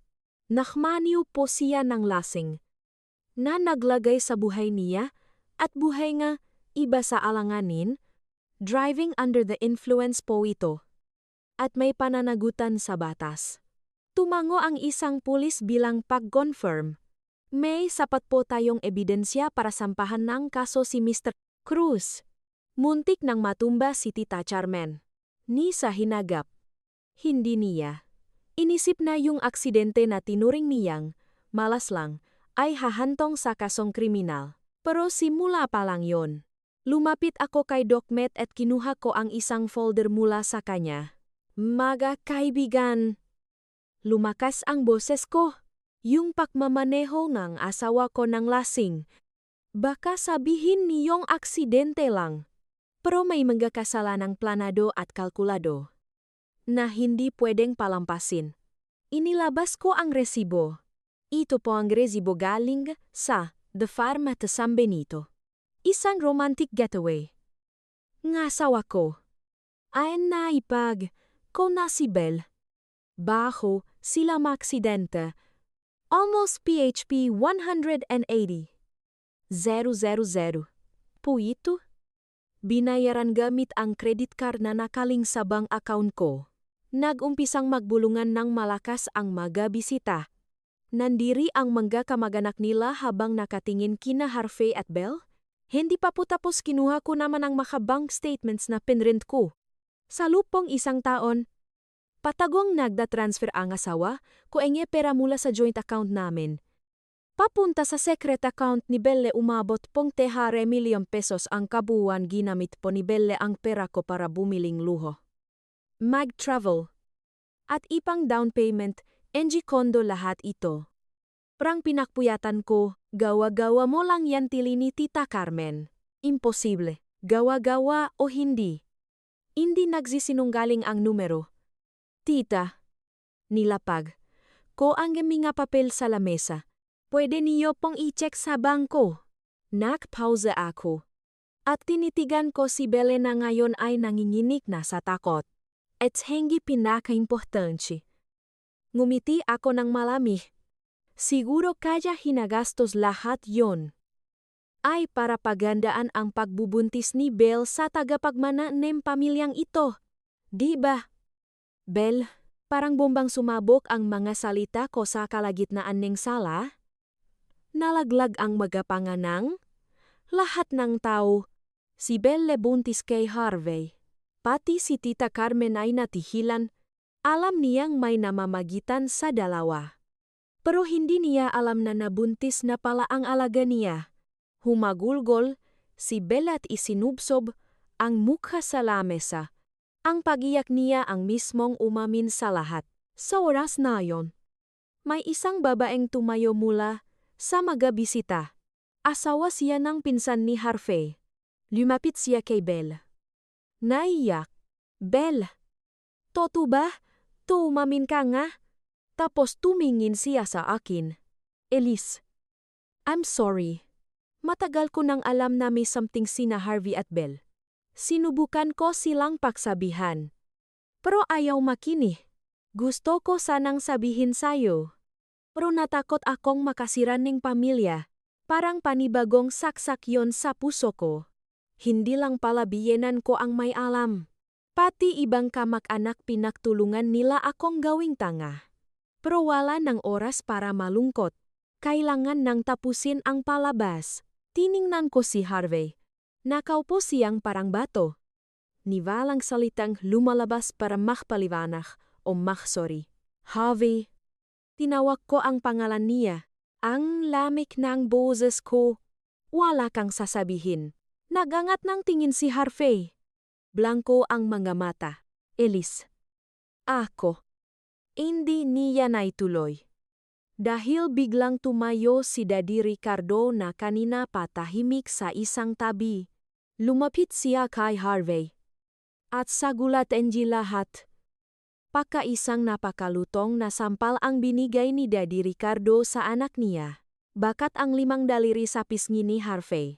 Hayop ka sigaw ni Daddy Ricardo. Nanginginig ang boses sa galit. Alam mo ba kung anong ginawa mo? Alam kong hindi lang para kay Harvey ang sampal na yon. Isa rin itong pakhingingang tawat ni Daddy Ricardo sa akin. Malapit nang matapos ang drama. Pero sapat ba ang isang sampal para burahin lahat ng sugat? Ang sampal na yon ni Daddy Ricardo ang gumising sa lahat? Nakagulo ang mga tao. Si Tita Carmen, na kanina pa nakasyok, ay biglang natauhan. Pero imbes na aminin ang kasalanan ng anak niya, sumugot siya sa akin na nilisik ang mga mata niya. Kasalanan mo to kasalanan mo tong bao. Kakung nabigyan mo lang sana ng apo ang pamilyang to. Hindi na sana, humanap ng iba si Harvey. Parang lason ang mga salita niya na ibinuhos sa pinakamalalim na sugat ng puso ko. Sa loob ang 5 taon, inikot namin ni Harvey ang halos lahat ng fertility clinics. Sabi nga doktor, healthy naman kaming dalawa. Baka hindi palang 2 time. Tiniklop ko ang sarili ko at magisang sinapo ang pressure. Uminom ako ngang sangkatutak na mapapait na herbal tea at gamot. Umasang makapibi. Tapos ngayon, ang kakulangan ko na yon ang gagawin? Nilang rason para sa panloloko ng anak nila. Ma, tama na sigaw ni Harvey. Siguro first time in his life na sumiga siya sa nanay niya para patigilin ito, pero balif na si Tita Carmen. Patuloy niya akong ininsulto sa harap ng lahat. Ano wag kang mag-feeling na nanalo ka porket nabuking mo si Belle buntis? Siya buntis? Siya sa anak ng anak ko samantalang ikaw? Wala kang kwenta papalayasin. Karin namin dito. At sa sandaling iyon, isang malalim na boses ang umalingaw-ngaw. Tumahimik kasi Daddy Ricardo. Humarap siya sa asawa niya. Namumula sa galit. Hindi ka pa ba tapos may konsensya ka pa ba 5 taon kayong binuhay ni Elise, hindi pa ba sapat yon tapos ngayon ipapamuha mo pa yang sakit niya? Pipinagtatanggol mo pa? Talaga siya nautal na sagot ni Tita Carmen. Manugang lang natin siya. Kasalanan niya kung baok siya. Baok mapaklang ngumiti si Daddy Ricardo. Isang ngiti na punong-punong pait at lungkot. Sigurado ka bang sa kanya ang problema o baka dahil sa pinakamamahal mong anak? Natahimik ang buong sala. Walang nakaintindi sa sinabi niya. Pati si Tita Carmen. Na estatwa. Anong ibig mong sabihin? Hindi siya sinagot ni Daddy Ricardo. Humarap siya kay Harvey na nakayuko lang at nanginginig. Harvey, magsalita ka. Sabihin mo sa lahat ng nandito ang totoo. Ilang taon mo nang niloloko ang lahat. Kasama na ang asawa mo, harapin mo ang kaduwagan mo. Pa. Daddy. Nanginginig na sabi ni Harvey. Namumutla siya na parang kandila. Tumingin siya sa akin. Sa mata niya. Nakita ko ang sukdulang kahihiyan. Pa. Vak po. Kung hindi ka magsasalita ngayon, wag mo na akong tawaging tatay mading utos ni Daddy Ricardo. Dahil sa pressure ng tatay niya at siguro sanay pong guilt sa loob ng maraming taon, bumigay si Harvey. Lumusong siya. Sasahik. Nakaluhot. At umiyak ng parang bata. Kasalanan ko. Kasalanan ko lahat. Humihikbi siya. Ako. Ako ang hindi makaanak. Parang kitlat na tumama sa buong sala ang inamin niya. Napaatras si Tita Carmen. Napahawak siya sa upuan. Nanlalaki ang mamata. Hindi makapaniwala. Anong sinabi mo ulitin mo nga? 3 years ago. Nagpotesta ko. Confirm na sterile ako. Epekto raw ngang mums ko nung bata ako. Tuloy-tuloy na iyak ni Harvey. Wala akong lakas ng loob na sabihin kahit kanino. Natakot ako. Natakot ako na ma-disappoint si Mommy. At naiwan ako ni Elise. Kaya itinago ko sa lahat. Nakatayo lang ako dun. Parang umiikot ang mundo. Baog. Siya pala ang baog. At sa loob ng maraming taon. Hinayaan niya akong saluhin mag-isa ang pressure. Hinayaan niya akong isipin na ako ang may diferensya. Hinayaan niya ang nanay niya na hiyain ako. Napakawalang kwentang duwak. Pero teka. May isang mas nakakatakot na tanong na pumasok sa isip ko. Kung bauk si Harvey. Kanino nanggaling ang anak ni Belle? Napalingon ako kay Belle. Nanigas siya sa upuan. Puting-puti ang mukha. Mukhang pare-pareho kaming ang iniisip. Lahat ng mata. Biglang bumaling kay Belle. Nanginginig ang boses ni Tita Carmen. Belle. Yung dinadala mo. Hindi kay Harvey. Hindi sumagot si Belle. Umiling lang siya ng mabilis habang sunot-sunot ang patak ng luha niya. Parang nawalan ng hangin sa kwarto. Isang sikreto ang nabunyak. Para lang magbigay daan sa isang mas demonyong sikreto. Pero hindi pa tapos ang drama. May huling sikreto pa na kailangang buksan. At alam ko kung sino ang may susi. Binago ng pag-amin ni Harvey ang lahat. Ang pagiging baok niya ay isang malaking sampal sa pamilya. Pero mas nakiwan ito ng napakalaking katanungan. Kung hindi kay Harvey, kaninong anak ang ipinagbuntis ni Belle? Lahat ng mata puno ng pagdududa at pandidiri ay nakatutok ngayon kay Belle. Nakasupsop siya sa upuan niya. Basang-basang luha ang muha. Nanginginig na parang dahon. Hindi siya makatingin kahit kanino. Magsalita ka kaninong anak yon unang bumasag sa katahimikan si Tita Carmen. Sumugot siya kay Belle. Sinabunutan ito. At sumigaw na parang nasaktang hayop. Niloko mo ang buong pamilya namin kaninong lalaki ka nakpabuntis sa likod ng anak ko. Iyak lang at pakmamakaawa ang sagot ni Belle. Ma. Vak po. Tama na inawat ni Daddy Ricardo at ng ibang kamag-anak si Tita Carmen? Nakagulo na naman? Sa gitna ang kaguluhang yon? Ako lang ang nanatiling kalmado. Wala na akong gali kay Belle. Naawa na lang ako sa kanya. Biktima rin siya. Isang pawn sa laro ni Tita Carmen at sa kaduwagan ni Harvey. Pero hindi ibig sabihin nun na papalampasin ko ang katotohanan. Lumapit ako kay Belle at tumupo sa tabi niya. Hindi ko siya sinigawan. Nilagay ko lang ang kamay ko sa balikat niya at sinabi ko sa mahinahon pero matigas na boses Belle. Tingnan mo ko. Dahan-dahang nakangat ng tingin si Belle. Mugto at puno ng takot ang mga mata niya. Hindi na kita sisisihin. Sabi ko, alam kong nahihirapan ka rin. Pero hindi ka na pwedeng manahimik. Kailangan mong sabihin ang totoo. Hindi lang para sa'yo, kundi para doon sa batang nawala. May karapatan siyang malaman kung sino ang ama niya.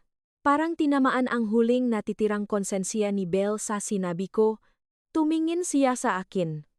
Tapos kay Harvey na nakasalampak sa sahig.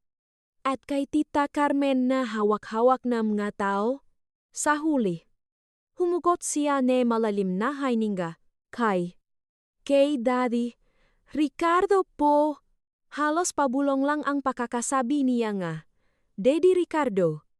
Pero ang impact nito ay parang atomic bomb. Bumaksak ang isang nakakabinging katahimikan. Lahat ay napatingin sa biyenan kong lalaki. Kay Daddy Ricardo. Ang kagalang-galang na padre de pamilya na kanina lang ay pinagtatanggol ako at pinagsasampal ang anak niya. Sinunggaling garal-galang boses ni Tita Carmen. May gana ka pang siraan ang tatay-tatayan mo? Hindi po ako nagsisinunggaling. Humagulgol si Belle. Totoo po.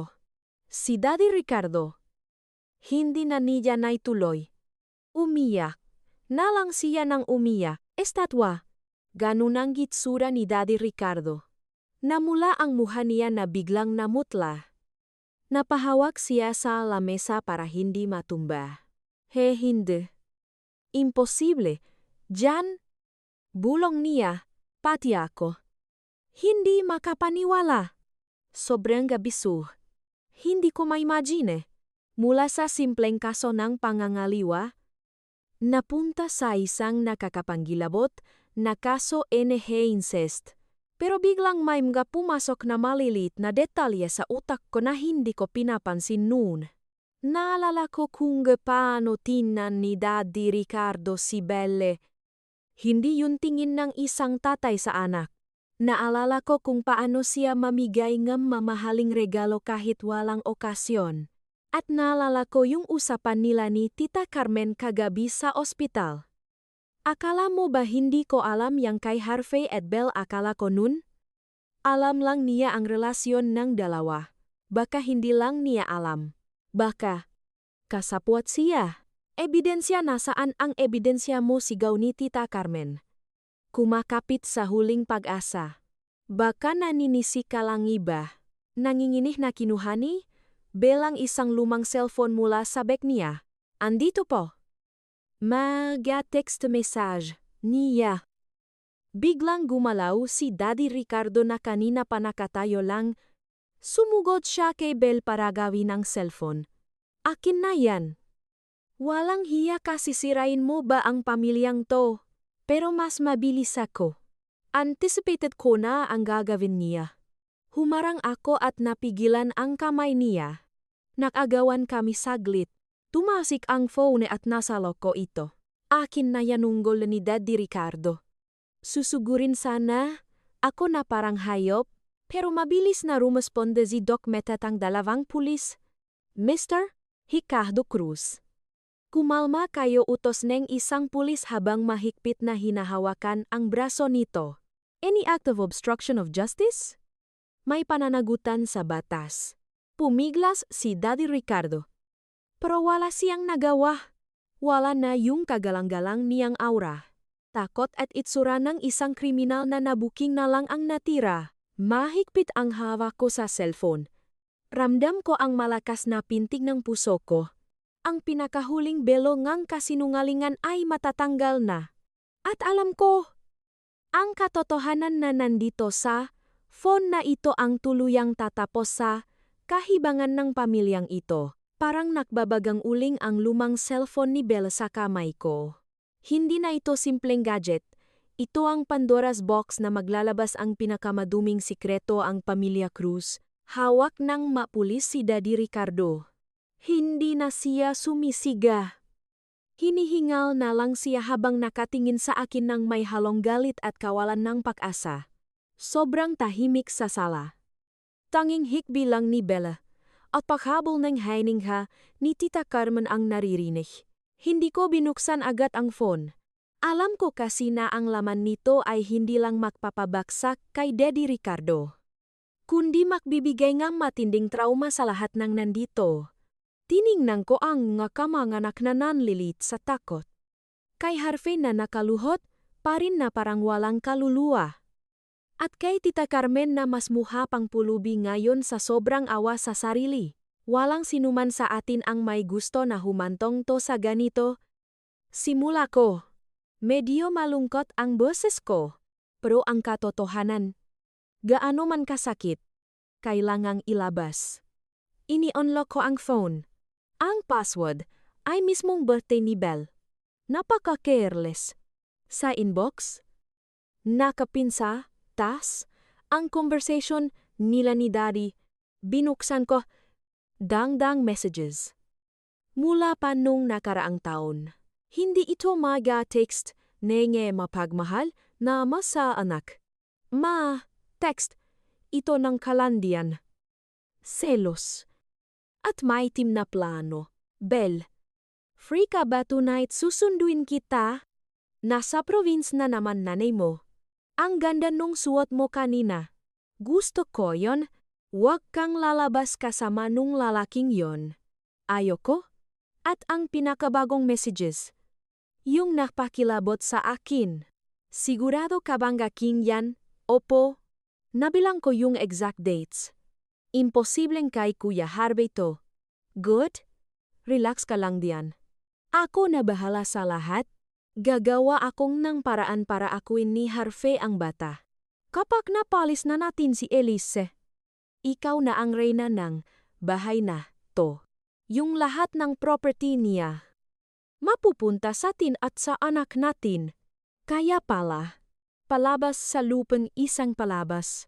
Ang relasyon nina Harvey at Belle ay isa lang palang front. Para sa mas malaking plano na dinirek mismo ni Daddy Ricardo, hindi lang niya gusto ang sarili niyang kadugo na tagapakmana. Gusto niya ring gamitin yung bata para makuha ang lahat ng pera at properties ko ng legal. Sa pamamagitan ng anak niya, 2 birds with 1 stone, isang planong punong incest at pagnanakaw, nakatago sa ilalim ng maskara ng isang mukhang disenteng pamilya. Hindi ko na binasa ng malakas. Iniabot ko na lang ng tahimik ang phone sa pulis na nasa tabi ko. Sir, andiyan po ang ebidensya. Tiningnan ito ng pulis. Lalo siyang sumeryoso. Bumulong siya sa kasama niya. At sabay, silang lumapit kay Daddy Ricardo. Mr. Ricardo Cruz, may sapat po tayong ebidensya para imbestigahan kayo sa kasong panggagahasa at conspiracy to commit fraud. Sasama po kayo sa amin sa presinto. 2 malamig na pusas ang isinuot sa mga pulso ni Daddy Ricardo. Ang tunog ng bakal ay parang martilyo ang judge na nagsasabing tapos na ang lahat. Hindi na siya pumalak. Nakayuko na lang siya. Basak na basak ang pride niya nang ilalabas na siya. Pagdaan niya kay Tita Carmen. Doon lang parang natauhan ang biyenan ko. Napakapit siya sa braso ng asawa niya habang umiyak ng malakas. Ricardo, sabihin mong hindi totoo. Sabihin mong nagsisinungaling lang si Belle. Pero walang lakas ng loob si Daddy Ricardo na tingnan sa mata ang asawa niya. Nanahimik lang siya. At ang pananahimik niyang yon ang pinakamasakit na pagamin. Bumitaw si Tita Carmen at napasalampak sa sahig. Ubos na ang luha niya. Ang lalaking kasama niya sa loob ng ilang dekada. Ang lalaking nirespeto niya ay isang halimaw.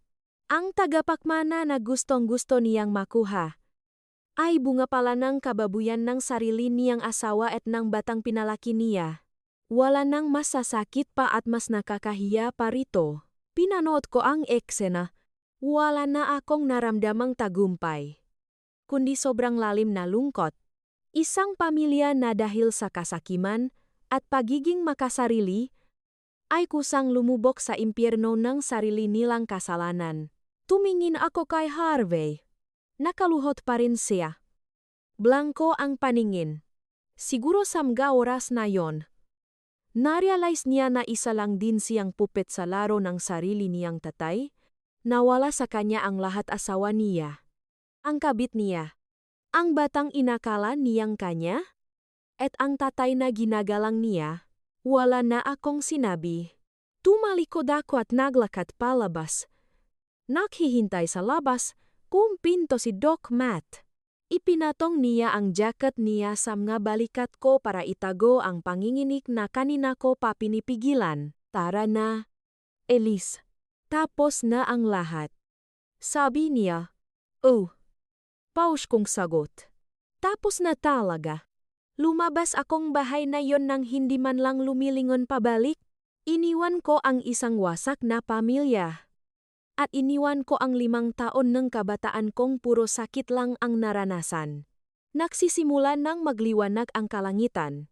Paparating na ang bagong araw. At alam kong ang buhay ko. Simula ngayon. Ay papasok. Nasa isang bagong chapter. Bumaba ang kurtina sa malagim na ending ng Pamilya Cruz. Palayo ng palayo ang tunog ng sirena ng pulis. Dala-dala si Daddy Ricardo at ang nakakadiri niyang sikreto. Ang magarang, bahay na kanina lang, ay punong party. Ngayon ay parang, sementeryo na sa tahimik. Binabasak lang ng pakiyak ni Tita Carmen. Hindi na ako nagstay para panoorin ang tuluyan nilang pakbaksak. Inilayo ako ni Doc Matru na agad-agad. Habang nasa bayahe, nakatingin lang ako sa labas. Halo-halong emosyon ang nararamdaman ko. Humanang loop ko. Pero may sakit pa rin. At isang kakaibang feeling ng emptiness. Ano na plano mo gayon basag ni Doc Matt sa katahimikan? Hindi ko alam. Sagot ko. Nakasandal ang ulo sa bintana. Siguro kailangan ko nga mahabang oras para makalimutan ang lahat ng to. Huwag mong piliting kalimutan. Elise. Malambing na sabi ni Doc Matt. Harapin mo. Matuto kang mamuhay kasamang nangyari. At gawin mo yung parte ang lakas mo. Ang tapang mo. Ginawa mo yung bagay na hindi kaya gawin ng kahit sino. Hindi ako sumagot. Ngumiti lang ako ng tipit. Pero for the first time in a long time, may naramdaman akong konting init sa nanigas kong puso. Dinala ako ni Doc Matt sa isang apartel. Nanebook na niya para sa akin. Stay ka muna dito. Magpahinga ka. Ako na bahala sa mga duties mo sa air. Huwag kang mag-alala. Sa kahit ano, tiningnan ko siya. Punong-punong ang pasasalamat. Paano ko ba may babalik ang lahat ng tulong mo? Wala kang dapat ibalik. Ngiti niya, magkatrabaho at magkaibigan tayo. Normal ang magtulungan. Tsaka, marami rin akong natutunan sa'yo sa pagiging matatag. Sa mga sumunod na araw. Namuhay ako sa total silence. Nakat ako ng communication sa lahat. Wala mo ng social media. Walang balita. Kailangan kong time para buuin ulit yung sarili ko. Yung iskandalo ng Pamilya Cruz. Pumutok sa social media at sa mga balita.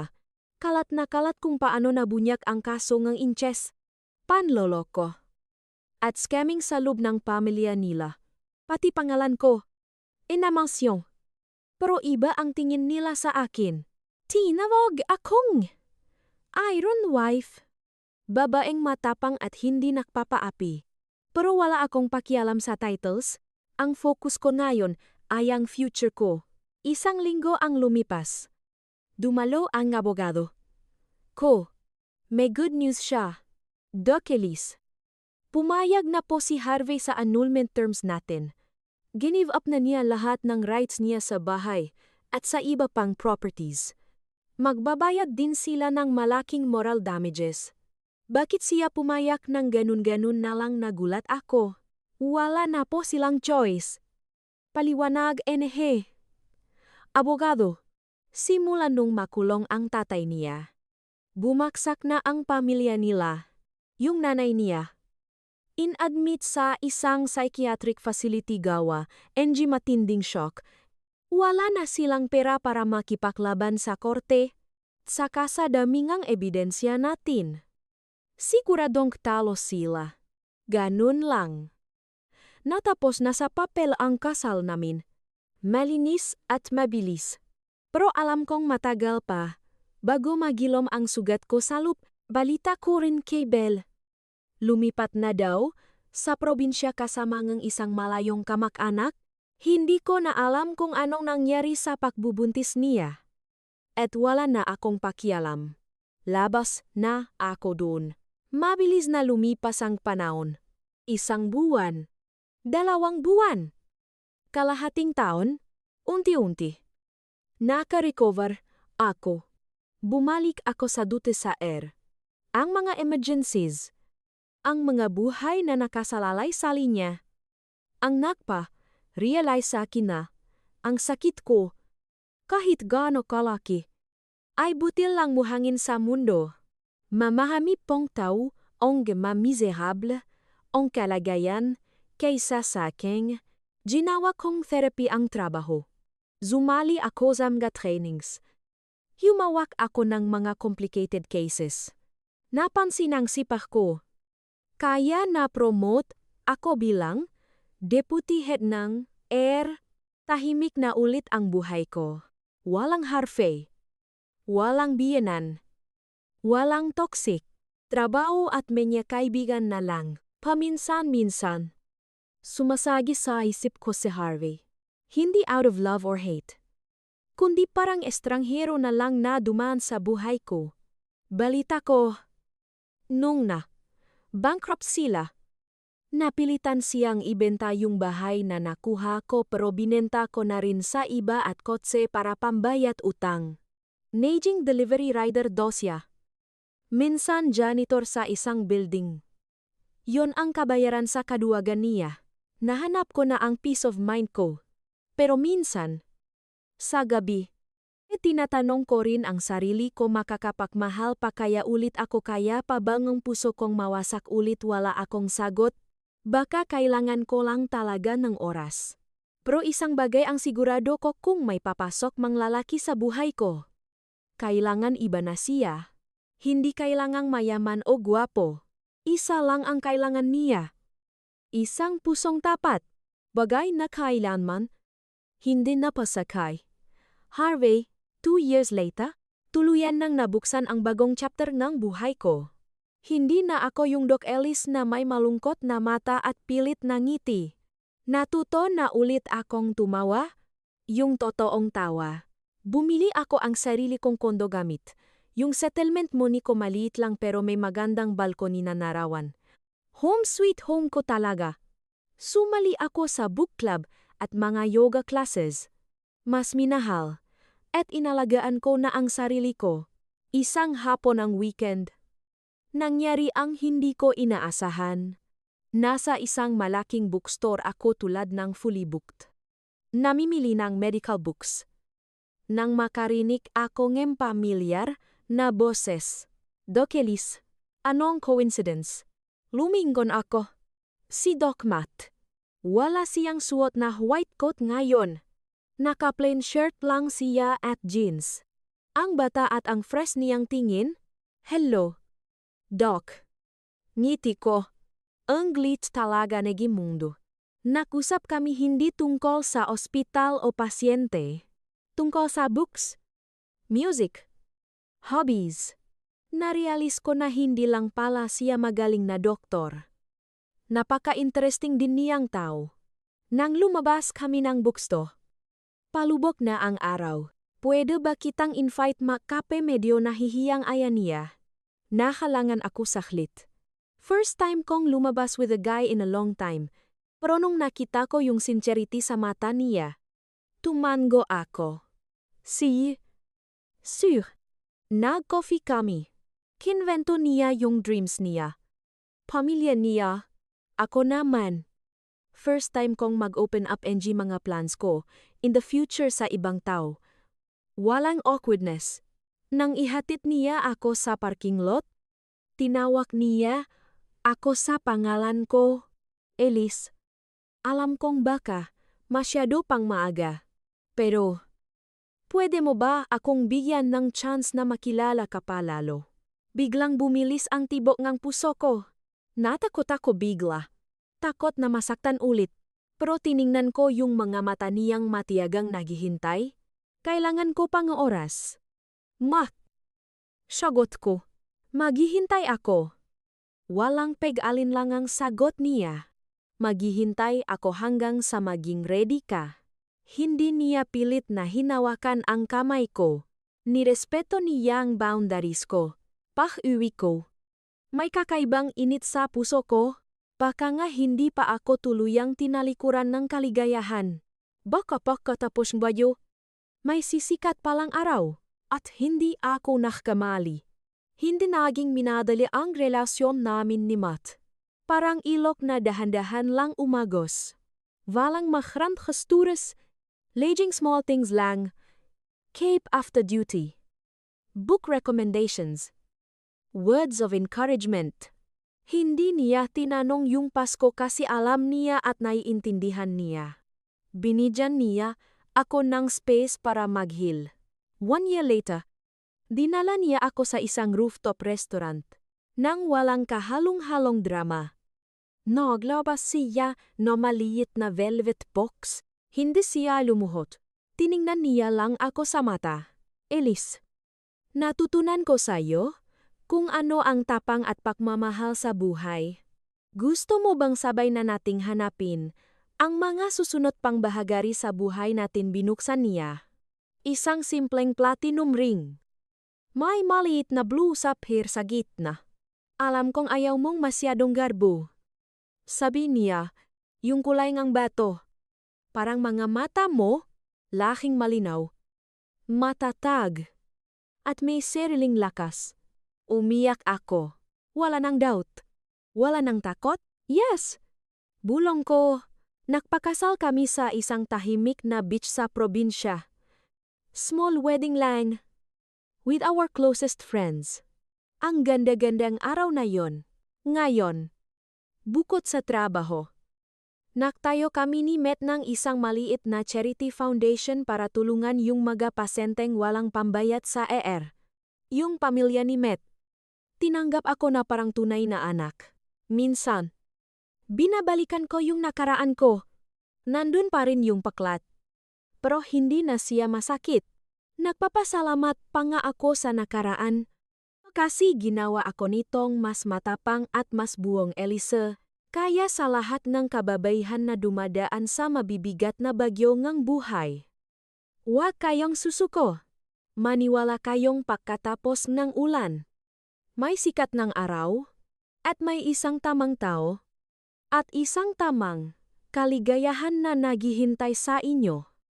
Basta't may tapang kayong lakarin ang dilim para salubungin ang liwanag.